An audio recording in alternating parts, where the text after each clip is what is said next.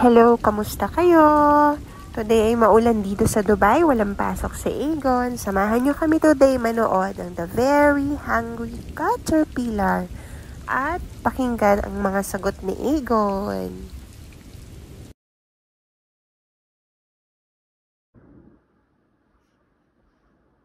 So hungry.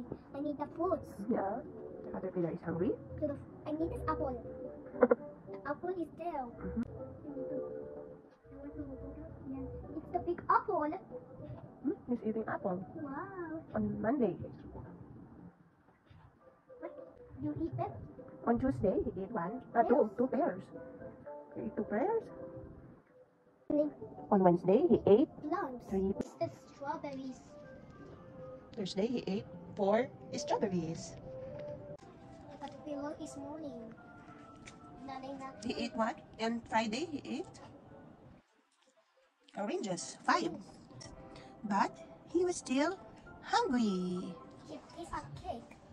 Yeah, Saturday, he's eating a lot of... It's the only cake, chocolate cake. It's yummy. Oh, she will become kaya. He's eating too much. No, He's she will eating become pepperoni, green. cake, slice of No, cake, she will ice become cream. a green. Yeah, he overeat. He eat a lot on Saturday. Yeah. The green is gone. He ate 1 leaf. He felt much better. He was a big fat caterpillar now. He felt better when he ate 1 leaf. What's that? What's that?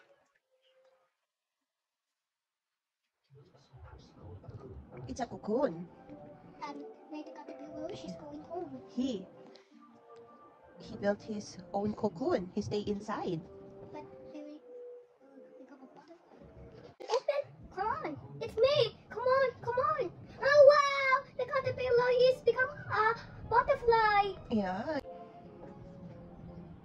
The hungry caterpillar is the end. Aegon, what's the title of the story? The first Very Hungry Caterpillar. Who is the main character? is caterpillar. Yeah, it's the caterpillar. Okay, what's the moral lesson of the story? Oh, no eating junk food. Yeah, Only the fruits. only fruits. Like apple. What else did he eat? Apple And the pears.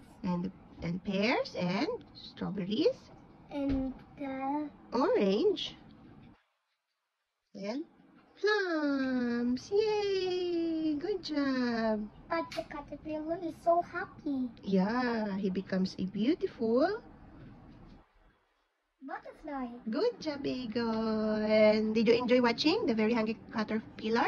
But it's the end. Yeah, it's the end. It's finished. Okay.